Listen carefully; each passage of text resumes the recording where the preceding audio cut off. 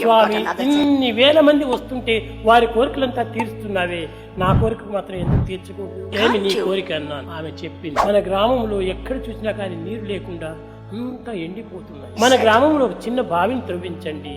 చిన్న బావిని త్రవ్వించాము. అది మన మందిరంలోనే త్రవ్వించాను. గ్రామం జనం అంతా కూడాను ఇక్కడికి వచ్చి నీరు తీసుకుని పోయేటువంటి వారు. చిన్న చిన్న పిల్లలందరూ కూడాను చదువుకోవటానికని బుక్కపట్నం వెళుతున్నారు. వాడు నడచడానికే శక్తి లేనటువంటి పరిస్థితి తెచ్చుకుంటున్నాడు. పిల్లలకంతా కూడాను ఒక స్కూల్ కట్టించండి అని కట్టించారు. అప్పుడు చాలా సంతోషించింది. ఈనాడు పెద్ద యూనివర్సిటీగా మారిపోయింది. పూర్వం అంత చిన్న హాస్పిటల్ కట్టించినటువంటిది ఆ హాస్పిటల్ ఇప్పుడు సూపర్ స్పెషాలిటీగా మారిపోయింది. ఆనాడు ఏదో చిన్న బోర్వెల్లో ఒక చిన్న బావినో వేసి నీరు ఇప్పిస్తున్నటువంటి వాడిని ఈనాడు మన జిల్లాకు అంతా కూడా పైప్స్ వేయించి చక్కని నీరు అందించారు. కనుకనే తల్లి సంకల్పములు ఉత్తమమైనప్పుడు కుమారుడు యొక్క సంకల్పం కూడా ఉత్తమంగా ఉంటుంటాయి. దానికి తగినటువంటి శక్తి సామర్థ్యములు కూడా చేకూర్చుకుంటాయి.